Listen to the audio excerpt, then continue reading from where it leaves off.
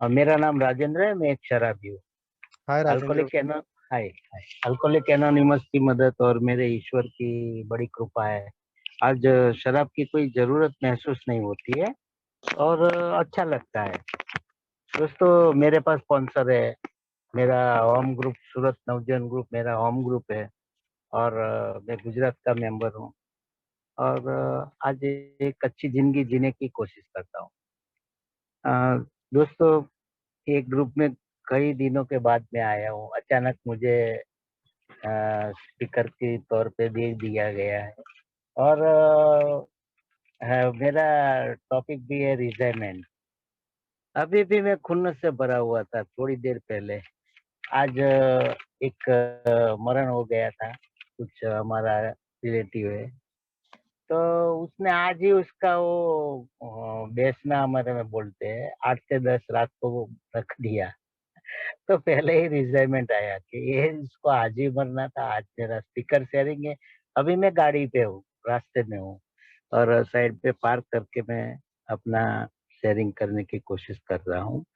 ये दोस्तों, मैं अपनी पिछली जिंदगी में जाऊंगा। अभी सुधीर भाई को मैंने कई दिनों के बाद सुना। उसने अच्छी अच्छी तरह से रिजाइनमेंट का बताया। अभी स्पॉन्सर स्पॉन्सर की बातें हो रही थी।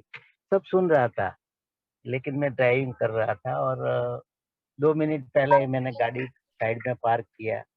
तो ठीक है, कुछ भूल चूक हो, कुछ आवाज में दिक्कत हो तो मुझे जरा बोल देना। और दोस्तों, अल्कोहलिक एनोनिमस में जब मैं आया, मैं मेरी पिछली जिंदगी में जाना चाहूंगा। क्योंकि एक छोटी सी उम्र थी मेरी। 17 साल की उम्र थी। पूरी जवाबदारी मेरे ऊपर घर की आ गई थी। मेरे पिताजी हार्ट पेशेंट थे और उसका देहांत हो गया था। तो मेरी दुकान थी, एक छोटी सी मैं दुकान रखता हूँ। यहाँ सूरत में था, नमकीन का दुकान था। सूरत गुजरात हमारा तो ड्राई एरिया है। और मेरा परिवार इतना रूढ़िचुस्त परिवार में से मैं आता हूँ कि पहला अल्कोहलिक ही मैं हूँ। किसी ने शराब की सोची भी नहीं थी, ऐसा मुझे आज लगता है। क्योंकि शराब की कहीं बात सुनी भी नहीं थी। किसी संस्कार में शराब की बातें आती भी नहीं थी। और इतना अच्छा परिवार था। मेरे पिताजी बहुत अच्छे थे। वो मेरा हमेशा आइडल रहे। उसके जो नियम थे, उसकी जो जिंदगी जीने की जो आ, रीत थी, वो मुझे बहुत पसंद थी। और वो स्ट्रगल करके आए थे सूरत में। कई सालों पहले स्ट्रगल करके सूरत आए थे। तो उसने अच्छी जिंदगी देने की कोशिश भी हमको की थी। हम दो भाई थे। और मेरे पिताजी का देहांत हो गया। मुझे दुकान पे बैठना था। और जो एरिया था, वो पूरा चारों ओर दारू की नदियां बहती थी, ऐसा एरिया था। और उसके बीच बहुत डर लगता था। इतनी उम्र में कोई भी सोच सकता है कि हमें बहुत डर लगता था। क्योंकि मेरा 90% ग्राहक जो रहे, कस्टमर थे, जो नमकीन की शॉप थी और वो चखने के लिए लेने के लिए आते थे। तो पूरा मैं हिल चुका था। और मुझे अच्छा भी नहीं लगता था ये धंधा करने का। लेकिन करना पड़ा था। और जवाबदारी लेने वाला इंसान था मैं। छोटा था, लेकिन मुझ में बहुत हिम्मत थी। और दोस्तों, मैंने थोड़ा एम्पायर भी खड़ा किया। लेकिन जब सब लोग पीने आते थे, 6-7 महीना मेरी दुकान पे हो गए, तो मुझे ऐसा लगा कि ये चीज में कुछ दम है। ये अच्छे अच्छे लोग भी पीने के लिए आते हैं, तो इसमें कुछ तो है। कभी ना कभी चांस मिला तो मैं चख के देखूंगा। और मेरे जैसे बेवड़े को चांस मिल ही जाता है। और दोस्तों, आज भी वो 79 में टेस्ट किया हुआ 2 पैक आज भी बहुत बढ़िया याद है। वो याद ही मेरी एक क्या बोलते हैं कि वो फसाद की जड़ था। अगर दोस्तों, धीरे धीरे मेरा पीना चालू हो गया। वो तो अच्छा भी लगता था। 6-7 साल तक मेरे घर में भी पता नहीं चला कि कुछ कर रहा है, कुछ पी रहा है, ऐसा पता भी नहीं चला। लेकिन जब पता चला, तो मेरे माताजी थे, उसने बहुत मुझे डांटा था। लेकिन फिर मुझे परमिशन मिल गया। मेरा थोड़ा छुट्टी वाला रास्ता हो गया कि अब तो पता ही चल गया, अब आराम से पिएंगे। यही चीज मुझे आगे धकेल के इतना बड़ा 20 साल तक का अल्कोहलिज्म रहा है मेरा। 37 इयर्स की मेरी उम्र थी तब मुझे अल्कोहलिक एनोनिमस का मैसेज मिला। इससे पहले यहाँ आता उससे पहले मैंने बहुत कांड किए हैं। जो नहीं करना था वो सभी कार्य मैंने किए हैं। दारू पी के किए हैं, दारू के बिना भी कुछ किए हैं। लेकिन मुझे पता ही नहीं था, मेरा नेचर ही कुछ ऐसा था कि मैं तो बहुत अच्छा इंसान हूँ। मुझे सब कुछ अच्छी तरह आता है, मुझे किसी और की जरूरत नहीं है। और दोस्तों, छोड़ने के इतने प्रयत्न किए थे कि मैं कंटाल गया था। अब मेरी दारू नहीं छूट सकती, अब मुझे दारू पी पी के मर जाना है, ये लास्ट विचार था। और मेरे अल्कोहलिज्म के 20 साल के अंदर जो लास्ट के 4 इयर्स थे, 4 साल इतने भयानक थे कि आज भी मैं सोचता हूँ तो मेरे शरीर में कंपारी आ जाती है। क्योंकि यही चीज थी कि या मेरे हाथ में गिलास होता था या मैं पी के बेहोश पड़ा होता था, और कोई चीज बची नहीं थी। इतनी अच्छी पत्नी थी, इतने अच्छे 2 बच्चे, एक बेटी थी। मेरा जॉइंट परिवार था, मेरा भाई था, उसका वाइफ था, वो सभी मुझे अच्छी तरह रखना चाहते थे। लेकिन मुझे पता ही नहीं था, पागलपन था। मैं कभी-कभी तो मेरी छोटी बच्ची थी, वो समय पे 7 साल की बच्ची थी मेरी, तो उसके सर पे मैं हाथ रख के निकलता था कि आज से मैं शराब नहीं पीऊँगा। कोई बोलता नहीं था, "तू इसकी कसम खा" के सभी को पता हो गया था इसकी शराब छूटने वाली नहीं है। लेकिन मैं अपने आप खुद ही कंटाल जाता था, खुद छोड़ना चाहता था। जब मेरा पश्चाताप होता था, जब रात को 2-3 बजे मेरी आँखें खुल जाती थी, नशे में से मैं बाहर आता था, मेरी पत्नी, मेरे बच्चे को देखता था, तो मुझे कंपारी छूट जाती थी कि अब तो ये इसे बंद करना ही पड़ेगा, क्योंकि मुझे पता हो गया था कि मैं बहुत गलत कर रहा हूँ। लेकिन वो किया हुआ निर्णय टिकता नहीं था। जैसे ही मेरे सामने शराब की बात आई या शराब की बोतल आई या मैं मेरी दुकान पे गया, तो पहला विचार आता था कि आज ज्यादा नहीं पीना, कल कुछ गड़बड़ हो गई ठीक है। लेकिन मैंने कभी ये सोच के पूरी बोतल आज तक नहीं खरीदा। मुझे याद है, पूरा पता है कि मैं कभी बोतल नहीं खरीदता था। मैं मेरे मेरा जो मकान मालिक थे वही शराब का धंधा करते थे, तो उसको बोलता था आधा क्वार्टर दो, 1 क्वार्टर दो। लेकिन उसको लास्ट में तो पता चल गया था कि ये पूरी बोतल खत्म करेगा, इसलिए हर हमेशा पूरी बोतल खोल के ही मुझे देता था कि ये तू पी ही जाएगा, उसको गारंटी रहती थी। और मैं पी जाता था। दोस्तों, हर एक की जिंदगी में एक टर्निंग पॉइंट आता है। मेरी जिंदगी में भी एक टर्निंग पॉइंट आया, मैं ऐसा मानता हूँ। और ईश्वर हमें चांस देता है, हमेरा जीने का कोई हक ही नहीं है। 99 में जो इंसान को मर जाना चाहिए, वो आज जिंदा है, सभी से बात कर रहा है। दोस्तों, यही चमत्कार है। हाँ, अल्कोहलिक एनोनिमस का मुझे मैसेज मिला 18 सितंबर के दिन। अ, मेरे छोटा भाई को मैंने कंटाल के कह दिया कि अब मैं पी पी के मर जाने वाला, ये दुकान का जो हिसाब किताब है वो तू थोड़ा संभाल ले, अब मैं जीने वाला नहीं हूँ। ये सोच के मैंने उसको सभी कुछ मेरा जो हिसाब किताब था वो समझाने लगा रात को। तो उसने बोला कि भैया, ये क्यों कर रहे हैं आप? तो मेरे पास कोई जवाब नहीं था। कि मैंने तो उसको बोल दिया कुछ रास्ता है तो मैं छोड़ने के लिए तैयार हूँ। और सभी को, घर वाले को आश्वासन था कि ये जहाँ भी ले जाते हो वहाँ आता है। कहीं दरगाह पे ले गए, कहीं मंदिर पे ले गए, मैं खुद बहुत धार्मिक था। लेकिन मेरी शराब रुक नहीं रही थी।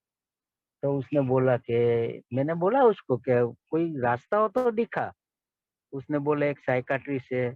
और हमारा जैसा का बड़ा किस्मत रहता है, मेरे जैसे बेवड़े का एक किस्मत रहता है कि 15 दिन पहले उसने एक साइकाट्रिस्ट, उसका फ्रेंड का फ्रेंड निकला था, तो उससे बात किया था कि बड़े भैया बहुत पीते हैं। तो साइकियाट्रिस्ट ने किया था कि आप ऐसा करो, जब वो अब भी बोले, जब भी बोले कि मुझे छोड़ना है शराब, तो मेरे पास ले आओ। और वो दिन आ गया। और 18 सितंबर का दिन था। 4 घंटे तक हम साइकियाट्रिस्ट के साथ बैठे और मेरी बातें करता रहा। वो मेरा अंदर से सब कुछ बाहर निकलता रहा।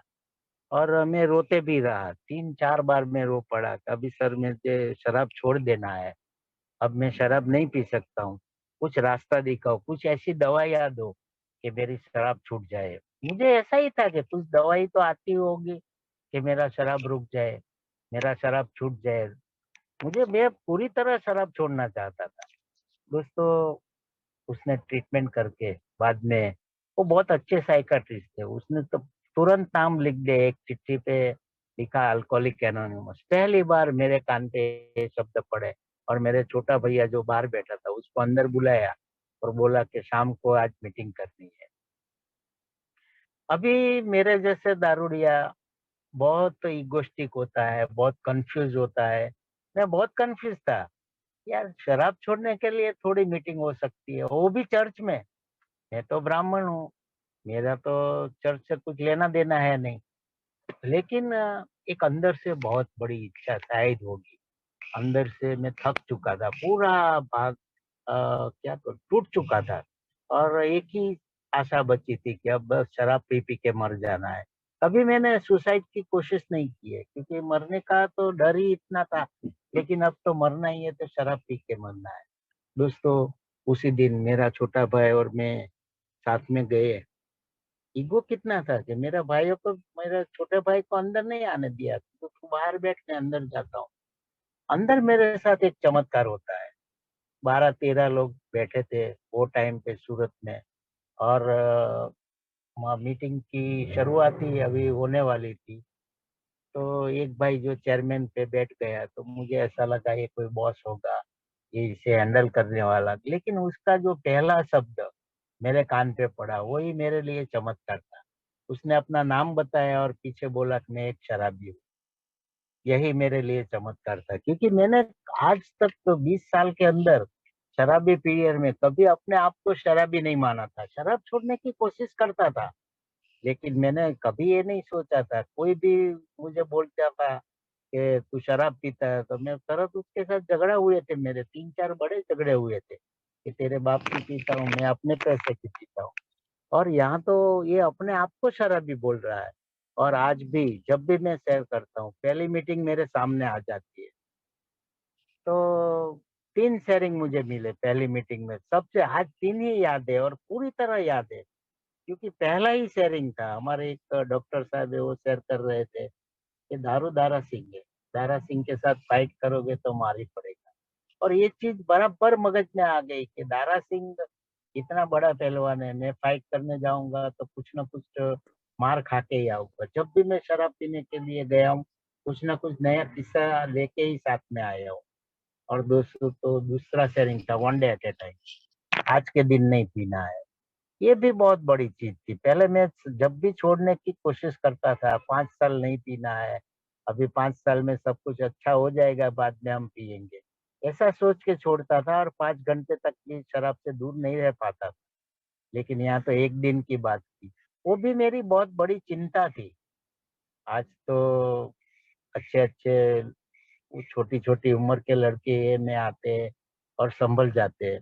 मैं इतना थक के आया था, इतना मार खा के आया था कि 24 घंटा मेरे लिए बहुत बड़ी चीज थी। अरे, दूसरे ही दिन मेरे डॉक्टर को मैंने पूछा कि सर, ये 24 घंटा तो मैं नहीं रह सकता हूँ, एक एक घंटा करके निकाल। शुरुआत के दिनों में मैंने एक एक घंटा करके दारू से दूर रहा हूँ। दूसरा तीसरा एक शेयरिंग था, तेरे पास जो कुछ है वो बचा ले। अगर तू और एक पैग लगाएगा और पीते रहेगा तो तेरा सब कुछ जाने वाला है।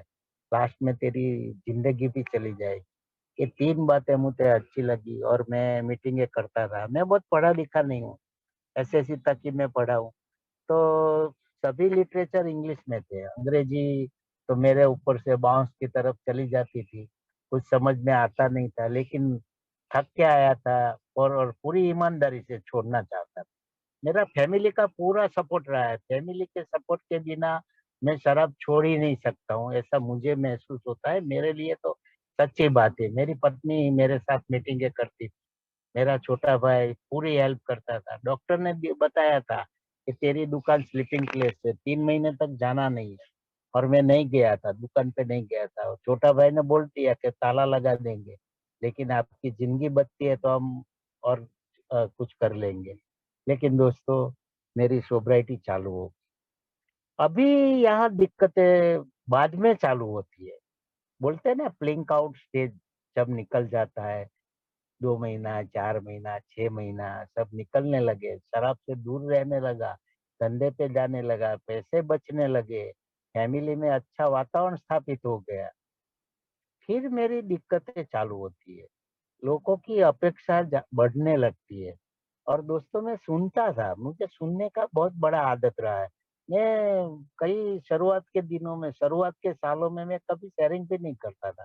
अपना नाम बोल के बैठ जाता था। दोस्तों जब मैं यहाँ सुनता था, हमारे यहाँ नाइट विजिल रहती थी साल में एक बार अवेयरनेस का प्रोग्राम रहता था, 2 प्रोग्राम होते थे। तो मैं पूरे ध्यान से सुनता था। बम्बई से अच्छे-अच्छे स्पीकर आते थे। बहुत बढ़िया सा वो लोग हमें कुछ ना कुछ सब्जेक्ट पे बताते थे। रिज़ाइमेंट ये तो बहुत फेवरेट सब्जेक्ट रहा है। फियर और एक सब्जेक्ट ज़्यादातर हमारे यहाँ रहता था स्पॉन्सर एंड स्पॉन्सरशिप का। स्पॉन्सर स्पॉन्सर क्या है? वो सब्जेक्ट ज़्यादा रहता था। मगज में एक ठान आ गया था कि स्पॉन्सर लेना है, लेकिन कैसे लूँ? ये सबसे बड़ी दिक्कत थी मेरी। अभी कोई भाई सवाल पूछ रहे थे स्पॉन्सर कैसे लूँ? तो मुझे पहली बार बताया गया था कि आप प्रार्थना करो, स्पॉन्सर के लिए 15 दिन के लिए प्रार्थना कर, तुझे स्पॉन्सर मिल जाएगा। और मैं प्रार्थना भी करता था और एक टेम्पलेट है, स्पॉन्सर एंड स्पॉन्सिक क्वेश्चन आंसर नाम का टेम्पलेट था। वो टेम्पलेट का कुछ गुजराती करके हमारे एक बुजुर्ग थे, अच्छे मेंबर थे और पढ़े लिखे थे, वो हमें समझाते थे। और मैंने कुछ न कुछ काम चालू कर दिया। मुझे ज़िंदा रहना था, मैं यहाँ तो शराब छोड़ने के लिए आया था। पहला स्टेप में कोई दिक्कत नहीं हुई, मैंने मान लिया कि मैं शराबी हूँ। मेरा ज़िंदगी अस्त-व्यस्त है, वो बहुत सालों के बाद समझ में आया, क्योंकि ये बहुत टफ है। पहला आधा स्टेप 100% हम ले सकते हैं, तुरंत ही ले सकते हैं। जहाँ यहाँ ये मैं आया, मेरी शराब रुक गई, मेरा वो ग्रोथ चालू हो गया, मेरा आधा स्टेप हो गया, मैंने मान्य कर लिया। लेकिन जो आधा स्टेप है उसको समझना बहुत कठिन रहता है मेरे जैसे को, क्योंकि ज़िंदगी अच्छी होने लगी। दूसरा स्टेप जब मेरी लाइफ में आया, अचानक आ गया, मुझे आज भी पता नहीं। मैं एक तो धार्मिक था, कुछ विश्वास करने लगा। ये में तो हमारे यहाँ लोग पुराने लोग बोलते थे, वो टाइम पे आखिरी अदालत बहुत चलता था। तो ये अपनी आखिरी अदालत है और मैंने ठान लिया था कि मेरे लिए तो ये आखिरी अदालत है। दोस्तों, जब मैंने ये कदम ले लिया, तीसरे कदम पे भी मैं आ गया था। दिक्कत होती है चौथे कदम। वो टाइम पे मेरा एक स्पॉन्सर भी मैंने बना लिया था, बम्बई के स्पॉन्सर थे, टेलीफ़ोनिक बात करते थे हम। और मैं जहाँ-जहाँ अटक जाता था, जहाँ-जहाँ मेरा वो क्या बोलते हैं कि कुछ दिक्कतें आती थी, तो फटाक से मैं उससे एसटीडी कॉल से वहाँ फ़ोन करके उससे कुछ मार्गदर्शन ले लेता था। और जब वो सूरत आते थे, मैं बम्बई जाता था, तो हम बिग बुक पे बैठते थे, कुछ वांचन करते थे। और हिंदी का एक बिग बुक उसने मुझे गिफ्ट दे दिया था, तो मैं पढ़ता भी था। पढ़ने में कुछ टप्पा नहीं पड़ता था। दोस्तों, आगे जाके सबसे ज़्यादा दिक्कत चालू हो गई जब चौथा कदम मेरी ज़िंदगी में आया। अब पहली बात उसने बताया कि रिज़ाइनमेंट फर्स्ट नंबर का मेरा शत्रु है, मेरा दुश्मन है। अभी रिज़ाइनमेंट का वो अच्छी तरह बताते थे। रीफिलिंग अगेन एंड अगेन, एक ही चीज़ बार-बार मेरे दिमाग में आती है, तो उसे रिज़ाइनमेंट कहते हैं। एक ही चीज़ मुझे बहुत दिक्कत देती है और मेरी सोच ये रहती है, ये ज़हर है, मैं पीऊँ और सामने वाला मर जाए। दोस्तों, ये सोच बहुत मुझे नुकसान किया है। मेरा एक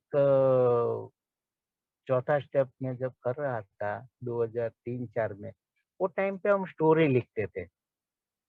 तो स्टोरी लिख के मैं जब भी जाता था मेरे स्पॉन्सर के पास, वो जब आते थे, तो पूरी पढ़ने के बाद वो मुझे पढ़ाते थे और सुनते थे शांति से। कई-कई बार तो 25 पाना, 30 पाना नोट के भरे हुए रहते थे मेरी स्टोरी के। लेकिन बाद में एक ही सवाल उसका रहता था, "ये तो तेरी इन्वेंटरी तो है नहीं, तेरी इन्वेंटरी कहाँ है?" और मुझे समझ में नहीं आता था। बिग बुक पूरी तरह समझ में नहीं। और दूसरी ये बात हुई थी, मैं यहाँ पूरी तरह बर्बाद होके ये ले आया था। और सबसे बड़ी चीज़ क्या है, ईश्वर ने मुझे जल्दी देना शुरू कर दिया। मैं आर्थिक इतना मार खा के अल्कोहलिक एनोनिमस में आया था।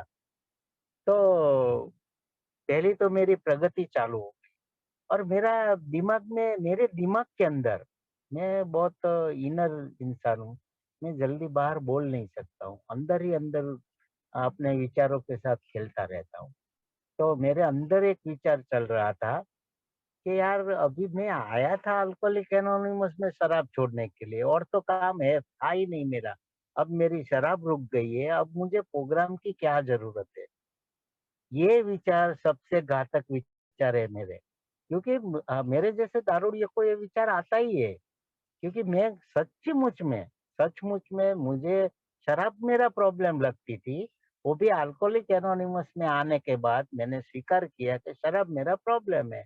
मैंने एक समस्या को ढूँढ लिया और वो समस्या का समाधान यहाँ मिल गया कि one day at a time आते रहो, मीटिंगें करते रहो, स्पॉन्सर ले लो, प्रोग्राम करो, सभी लोग बोलते थे। लेकिन मुझे कोई ऐसा लगता नहीं था, मेरे स्पॉन्सर जो बम्बई से थे उसके सिवा। यहाँ के कुछ लोग ऐसे नहीं लगते थे, वो सब लोग ऐसे लगते थे कि यार मीटिंग तो कर रहे हैं ना, सोबर तो है ना, और क्या ज़रूरत है? और मुझे भी ये मेरा अंदर का एक बोलते हैं ना, अंदर का अपना एक मेरा माइंड ऐसा जवाब दे रहा है, तुझे करने की ज़रूरत नहीं है। और मैं आगे-आगे बढ़ता रहा, आर्थिक प्रगति हो रही। मेरे स्पॉन्सर ने कुछ अच्छी-अच्छी टिपें मुझे दी थी, वो बहुत काम की थी मेरे लिए। वो आर्थिक मेरा जो था ना, वो टाइम पे मैं 20 लाख का कर्जा करके आया था। उसको ब्याज भरना है, उसके बाद मेरा जीवन चलता था। ऐसा कुछ इतना बड़ा माहौल खड़ा कर दिया था, अपने आप ही किया था। और उसने बताया था कि 2 ही रास्ते हैं, या तेरी इनकम बढ़े या तेरी बचत होए। यानी कि तेरे पास पैसा कहाँ से आता है तुझे पता है, लेकिन तेरा पैसा कहाँ जाता है, क्योंकि मेरा जैसा बेवड़ा बहुत उड़ाव होता है, बहुत उड़ाव किस्म का इंसान था मैं। जहाँ ₹50 खर्च ना हो वहाँ ₹1000 खर्च कर देने वाला इंसान। तो ये बात मेरे बहुत काम आई थी। और जब मेरी पहली बर्थडे थी, एक-एक दिन करके 365 दिन मैं शराब से दूर रहा था, तो मेरे स्पॉन्सर आए थे। दूसरी टिप उसने दिया था, क्योंकि उस दिन क्या हुआ था, 100 150 लोग शायद मीटिंग में होंगे और मेरा फैमिली पूरा बैठा था, मेरी पत्नी थी, और मैंने सबके सामने उसकी माफ़ी माँगी और बोला कि मैं तेरे को सॉरी बोलता हूँ, इतना-इतना तुझे तकलीफ दिया है, और आज अब मैं तकलीफ नहीं दूँगा, ऐसे वचन बोल रहा था। और जब मेरा शेयरिंग खत्म हुआ, मेरी मीटिंग खत्म हुई, तो स्पॉन्सर पीछे लेके मेरे से बात कर रहे थे कि तूने तो बहुत अच्छा कार्य कर दिया, सबके सामने माफ़ी माँगी। 365 दिन में तूने कब-कब माफ़ी माँगी है, अब मुझे बता। मैंने एक भी दिन उसको सॉरी नहीं बोला था। फिर उसने कहा प्रोग्राम को घर पे ले जाना है। यहाँ ए में आके तू सीख और प्रोग्राम को घर पे उसका उपयोग कर। एक्शन घर पे होना चाहिए। दोस्तों, अभी मैं अपने टॉपिक पे ही आता हूँ। हाँ, ये सब होने के बाद मैं रिटायरमेंट की बात करता थे मेरे स्पॉन्सर जब, कि फिर उसने बिग बुक की तरह से भी मुझे कोशिश की कि एक चार्ट दिया था, लंबा चार्ट था, 7-8 कॉलम का चार्ट था। और वो भरने की मैंने उसने बताया कि नाम लिख, कारण लिख, क्या किया था। ऐसा-ऐसा कुछ बहुत बड़ा चार्ट था। मैं कोशिश किया, लेकिन कुछ समझ में नहीं आता था, क्योंकि मेरे में कुछ अच्छे गुण थे। मेरे जो शायद 20% अच्छे-अच्छे सभी में रहते हैं। हम सब बेवड़े हैं, लेकिन हमारे अंदर कैरेक्टर डिफेक्ट है। ऐसे ही सामने कुछ अच्छे-अच्छे गुण भी है। तो मैं वो सामने धर के कह देता था कि अरे मुझे ज़रूरत नहीं है, मैं तो बहुत अच्छा इंसान हूँ। मुझे किसी के ऊपर रिज़ाइमेंट नहीं। एक रिज़ाइमेंट की बात करता हूँ। मेरा एक चाचा का लड़का है, मुझसे बड़ा है, और उसके ऊपर इतना खुन्नस था मेरा, क्योंकि रातों-रात उसका जब नाम मेरे दिमाग में आ जाता था, मेरी पत्नी बोलती थी कि यार इसको छोड़ो ना, तुम काहे को इसका नाम लेके परेशान होते हो? और वो देखती थी मैं पूरी रात जगता रहता था। ऐसा कर डालूँगा, सामने मिला तो उसको मैं मारूँगा। ये सब लेके मैं पूरी तरह अपनी नींदें बर्बाद करता था, लेकिन कुछ फ़ायदा होता नहीं था। दोस्तों, जब मैंने प्रोग्राम नहीं किया, उसका कुछ रिजल्ट आते हैं। हम अच्छा कार्य करेंगे तो यहाँ रिजल्ट अच्छा मिलेगा। ये तो सचमुच में है। जब हम 12 कदम स्पॉन्सर की मदद से बिग बुक के द्वारा करेंगे, अच्छी तरह क्रम से करेंगे। मेरा जैसा बेवड़ा वो टाइम पे क्या किया मैंने कि पहला स्टेप तो हो गया मेरा। अभी ईश्वर के पास है, ईश्वर ने हमें कुछ शक्तियाँ प्रदान कर दी है। हम सीधा 12वां स्टेप, आधा कदम, कि किसी और को मैसेज देने जाऊँ। उसको मैं 12 स्टेप का मैसेज समझता था।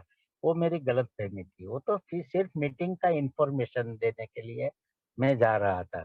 लेकिन मेरी ए से थोड़ी दूरी होने लगी। मेरे अंदर कुछ रिजर्वेशन पहले से ही पड़े थे, तो उसका रिजल्ट मैं अभी बहुत लंबी बात इस बारे में नहीं करूँगा। मेरा एक स्लिप आया, बहुत लंबे अरसे के बाद, साढ़े 10 साल के बाद मेरा स्लिप आया। उसका यही रिजल्ट है, क्योंकि अभी मेरा जैसा बेवड़ा स्लिप होता है तो मुझे मैसेज क्या दे? जब मेरे स्पॉन्सर बम्बई से सूरत आ गए और मुझे बोला, मैं लकी हूँ, क्योंकि मैं दूसरे ही दिन, वो ही दिन एक ही बार पिया, दूसरे दिन एएमएस आ गया। लेकिन वो बोले कि तेरे जैसे को मैसेज क्या दे, मीटिंग से तू, वो पता है इतने साल से मीटिंगें कर रहा है, फेलोशिप में तू है, लेकिन तेरी दूरी बढ़ती गई, तूने 12 कदम का प्रोग्राम नहीं किया है। और दोस्तों, फिर मैंने प्रिसाइजली प्रोग्राम लेना चालू किया। पहला ही आया रिजाइनमेंट। मैंने पहले ही बताया कि रिजाइनमेंट, रीफिलिंग अगेन एंड अगेन, एक ही चीज बार बार सोचते रहना, और उसको सजा मिले ऐसा सोचना। मुझे दर्द नहीं, उसको सजा मिलनी चाहिए। और यही सोच मुझे कहाँ तक ले गई। और दोस्तों, ये निकालने के लिए मुझे बहुत प्रिसाइसली कार्य करना पड़ता है। इससे पहले मैंने अभी सुधीर भाई ने शेयर किया था, आज भी रिजाइनमेंट है, नहीं है तो मैं इंसान कैसे? मैंने वाक्य शेयर किया ना। आज क्या हुआ कि ये जब 12th शेयरिंग का मुझे मौका मिल रहा था, आज एक भाई का फोन आया कि आपको शायद अनुकूल है तो शेयरिंग करना है। मैंने हाँ तो बोल दिया। बाद में मैंने सोच आई कि यार, आज तो चंद्रशेखर का एक वर्कशॉप है, आज तो ये है। अचानक ये फोन आ गया कि एक मृत्यु हो गया है, तो मुझे जाना ही था। ये सब आता है ना, तो वो मरे हुए इंसान पे भी मेरा रिजाइनमेंट आ जाता है कि यार, आज ही मरना था, अभी ही मरना था। और उसका फैमिली आज ही सब कुछ रखना था, कल भी रख सकते थे, आज क्यों? ऐसा कुछ होता है। आज मेरा 2 बच्चे हैं, 1 बेटी है। मैं आज 2 बहुएँ हैं घर पे। मेरी बेटी ससुराल पे है। मैं आज नाना हूँ, दादा हूँ। 4 बच्चे हैं, 2 दोनों के 2-2 बच्चे हैं। आज रहता हूँ। मेरे बच्चे के ऊपर कभी-कभी रिज़ाइमेंट आ जाता है। बड़ा बेटा है, उसके साथ मेरी पटती नहीं थी। पहले से नहीं पड़ती थी, क्योंकि मेरे धंधे में वो आ गया था। हमारा जो बोलते हैं ना, वो अपनी पीढ़ी का जो अपना जो ये अंतर रहता है ना, वो दिक्कतें देता है। दोस्तों, तो मुझे ऐसा लगता था, ये कुछ अच्छी तरह धंधा नहीं संभाल रहा है, ऐसा लगता था। लेकिन जब मैंने प्रिसाइज़ली उसका नाम लिखा था, आज से लगभग 7-8 साल पहले, उसका नाम लिख के मुझे एक वर्कशॉप मिला था। दोस्तों, मैं भूल जाता हूँ, कई-कई बातें कहना भूल जाता हूँ। जब मेरा स्लिप हुआ 2011 में, 10 तारीख को मैं स्लिप हुआ था, 11 तारीख फ़रवरी की मेरा सोब्रिटी डेट है आज। तो जब मैं स्लिप हुआ था, उसके बाद मैं जब बिग बुक पे स्पॉन्सर के साथ कार्य कर रहा था, उसके बीच मुझे एक वर्कशॉप मिला था। वर्कशॉप में एक अच्छी चीज़ हुई। दूसरे दिन जब वर्कशॉप में जब ये 4th स्टेप आया, तो जो वर्कशॉप चला रहे थे, उसने 10 मिनट के लिए सबको टाइम दिया कि आप रिज़ाइनमेंट की कॉलम 1 भरो, नाम लिखो। मैं तो अपनी बुक बंद करके बैठ गया था कि मैं तो अच्छा इंसान हूँ। मुझे ऐसा लगता था। अब ये 10 साढ़े 10 साल तो मैं 11 साल और 1 साल और हो गया, मैं एए में हूँ, तो मुझे रिज़ाइनमेंट थोड़ा रहेगा। तो उसने मेरे पास आके बोला था कि तुझे नाराज़ है तू किसी से राजेंद्र, सोच तो सही, नोटबुक खोल और लिखने की कोशिश कर। दोस्तों, आज भी मुझे आश्चर्य लगता है। वो टाइम पे मेरा 159 नाम नेम 10-15 मिनट में मैंने लिख के बताया कि इतना रिज़ाइनमेंट इससे इतने लोगों से मैं नाराज़ हूँ। मेरा नाराज़ रहना मेरे लिए घातक है। शराब अगर मैं one day at a time आज मेरी आध्यात्मिकता अच्छी है, 12 कदमों की वजह से, तो शायद शराब का सोच नहीं आएगा। लेकिन अगर मैं ड्राई ड्रंक कोशिश करूँगा ड्राई ड्रंक शब्द प्रयोग अच्छा नहीं है, लेकिन जब मैं प्रोग्राम के बिना अपने आप पे क्योंकि मैं अपनी चलाने वाला इंसान हूँ, सबसे ज़्यादा चीज़ बड़ी खतरनाक है मैं अपने आप को धोखा देता हूँ। मैंने कभी भी अपने आप के साथ प्रामाणिक नहीं रहा हूँ। यहाँ जब ईमानदारी की बातें होती थी, तो मेरा ज़्यादातर क्वेश्चन रहता था कि ईमानदार कैसे ईमानदार रहना है? तो लोग बोलते थे अपने आप से ईमानदार रहो, अपने आप को धोखा देना बंद करो। मैं दुनिया को तो बहुत धोखा दे के आया हूँ, लेकिन अपने आप जब ईमानदार रहता हूँ ना, तो मेरी सोब्राइटी की मजबूताई शुरू होती है। और दोस्तों जब मैंने रिज़ाइनमेंट पे काम करना शुरू किया, वर्कशॉप ने बहुत बड़ा काम किया और दोस्तों मैंने प्रोग्राम लिया। मैंने आज तक 4 बार मेरा 4 स्टेप कंप्लीट किया है। तो मैं हर एक 3-4 साल में 1 बार करने की कोशिश करता हूँ और अच्छा लगता है क्योंकि कोई ना कोई चीज़ ऐसी आ जाती है। अभी मैंने लास्ट 2000 ये लॉकडाउन जब आया तब मेरा 4 स्टेप किया, तो 13 ही नाम आए थे। ऐसा नहीं है कि नाम ज़्यादा आना चाहिए या कुछ और रिज़ाइनमेंट होना चाहिए। खड़ा नहीं करना था। क्योंकि मैं अपना कुछ प्रॉब्लम तो अपने आप खड़ा करने वाला इंसान हूँ और ये बंद करना पड़ता है। दोस्तों जब मैंने रिटायरमेंट पे प्रिसाइज़ली काम किया, तो मुझे पता चला कि बहुत बड़ा प्रोग्राम है और ये स्पॉन्सर स्पॉन्सर के बिना तो हो ही नहीं सकता है, क्योंकि स्पॉन्सर मेरे लिए सबसे बड़ी कड़ी है। सॉरी।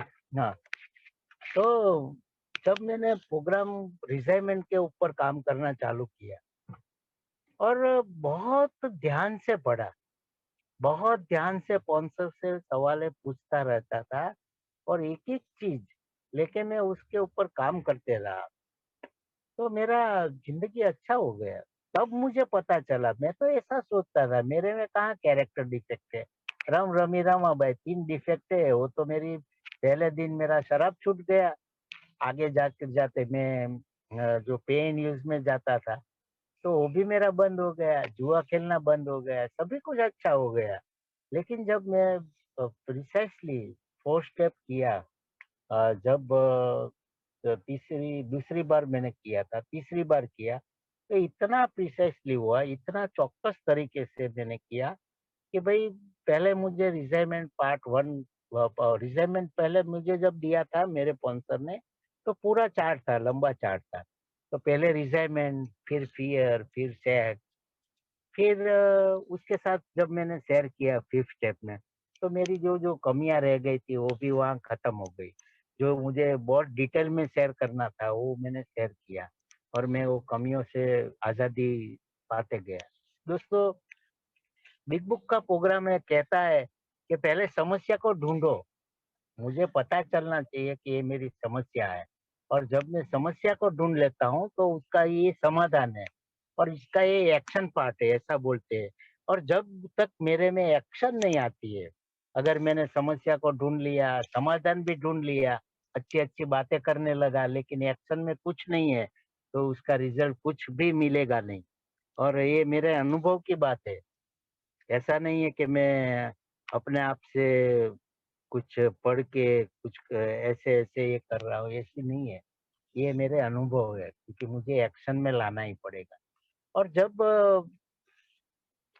लॉकडाउन में मेरे स्पॉन्सर बार-बार कहते थे कि आप पॉलिसी बनाओ। रिटायरमेंट के ऊपर मैं ज़्यादा शायद नहीं बोल सकता जैसा मुझे लगता है, हो सकता है। लेकिन मैं टॉपिक को न्याय देने की कोशिश करूँगा क्योंकि जब मेरे स्पॉन्सर ने बोला आप पॉलिसी बनाओ, तो मुझे डर लगता था कि यार मेरे पास ही पूरा नहीं है क्योंकि मेरे जैसा बेवड़ा संपूर्ण होना चाहता है। पहले मैं सब कुछ कमा लूँ, बाद में रखूँगा।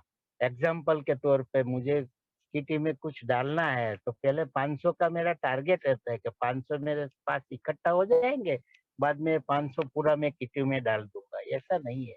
तेरे पास आज 100 रुपया है, 100 पूरा डाल दे ना, पति बात खत्म। मेरे स्पॉन्सर ने यही चीज़ समझाई कि तेरे पास जितना है उतना देने की तो कोशिश कर। और ये लॉकडाउन में मैंने अपने पॉलिसी 2 पॉलिसी को स्पॉन्सर किया, तो उसमें मुझे बहुत ज़्यादा मिला, क्योंकि मुझे पता चलता है मुझे कुछ देना है तो उसके लिए कुछ पाना पड़ेगा। और जब पॉलिसी के साथ हम काम करते हैं ना, तो मेरा रिज़ाइरमेंट क्या है, मैं कहाँ-कहाँ गलत हो जाता हूँ, मैं कहाँ-कहाँ डरपोक हो जाता हूँ। क्योंकि एक बात सही है, मैं समझा हूँ, मेरा मेरा ओपिनियन है कि जब मैं मुझे किसी के ऊपर रिज़ाइरमेंट आता है, तो उस सिक्के की दूसरी बाजू मेरा डर चालू हो जाता है। अगर मैं किसी से डर रहा हूँ, तो मेरा रिज़ाइरमेंट 100% उसके ऊपर आएगा। ये चीज़ नक्की है, ऐसा मेरा अनुभव कहता है।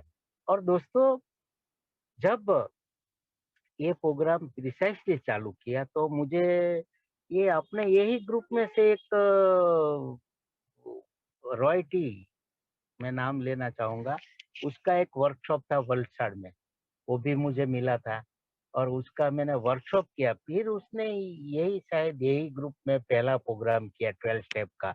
उसका एक पीडीएफ फाइल है, सुधीर भाई ने मुझे भेजा था। वो पीडीएफ फाइल के ऊपर जब मैं आज कौनसी को कराता हूँ, तो फटाफट होता है, ऐसा नहीं है आज 4 बजे कौन-सी मेरे साथ बैठा था और वो रिज़ाइनमेंट पार्ट 1 का तीसरा कॉलम भर रहा था मेरे साथ। तो दूसरों को ईज़िली बता दिया।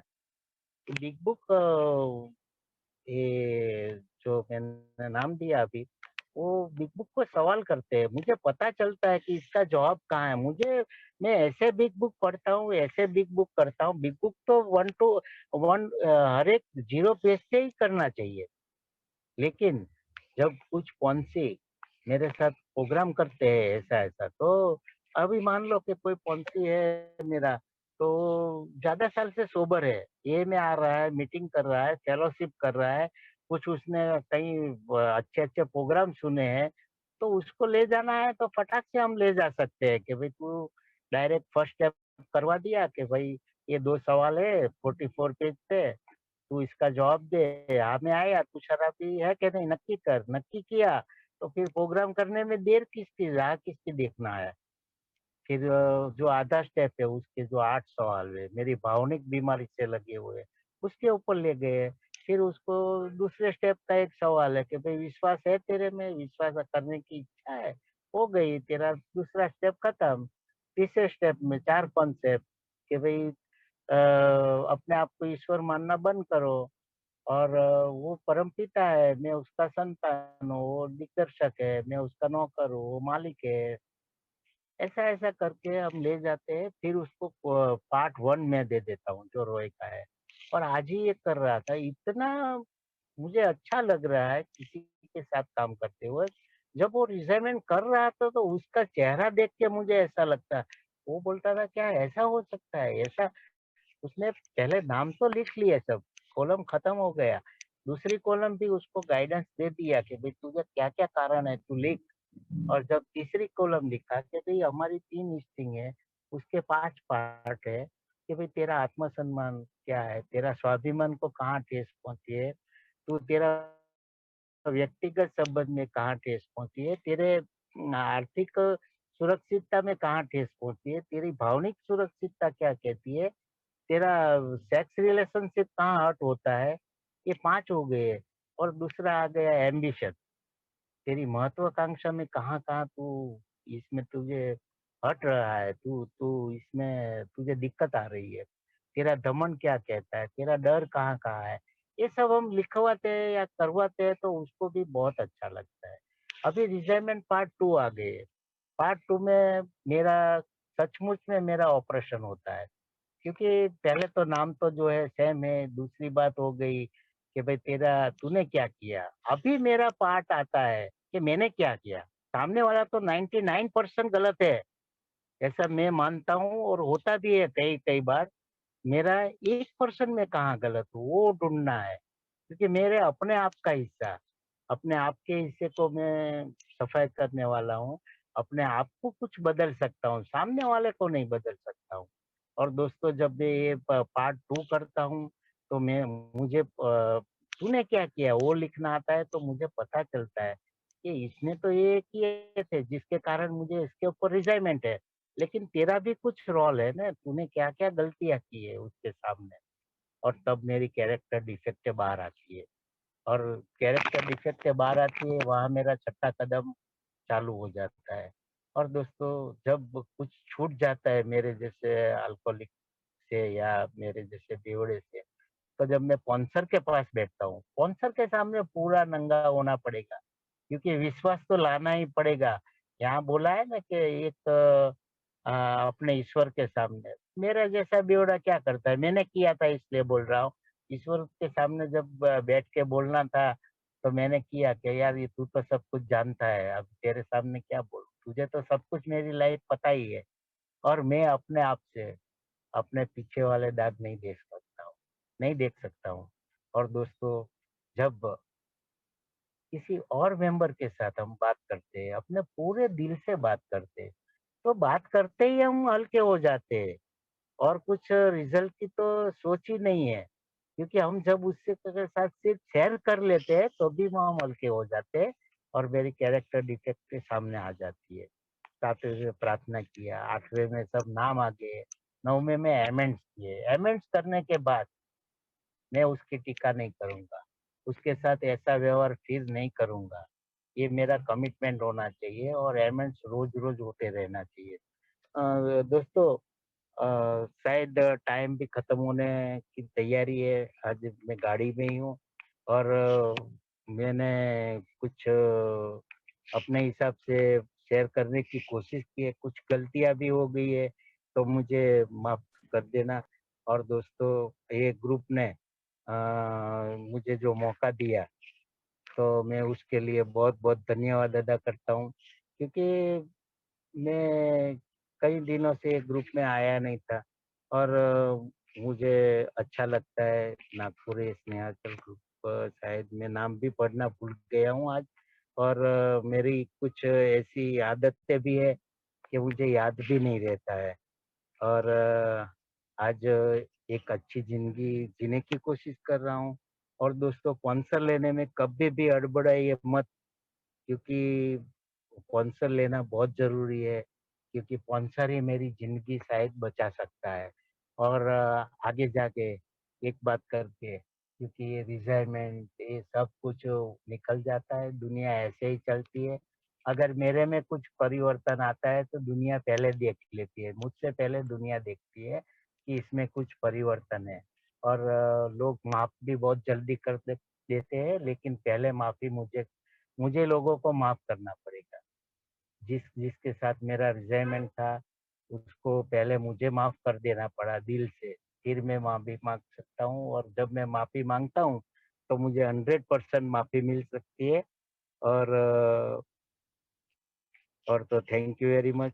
और बाबू भाई शायद थे मॉडरेटर, उसका मैं बहुत-बहुत, सुधीर भाई का बहुत आभारी हूँ। और आज चिराग करके थे, उसने मुझे सजेस्ट किया कि आप शेयर कर पाओगे। मैंने अपनी तरफ से पूरा देने की कोशिश की है। और कुछ सवाल हो गए तो फिर मुझसे भी सीनियर लोग यहाँ बैठे हैं, मैं भी कोशिश करूँगा। Thank you very much sir.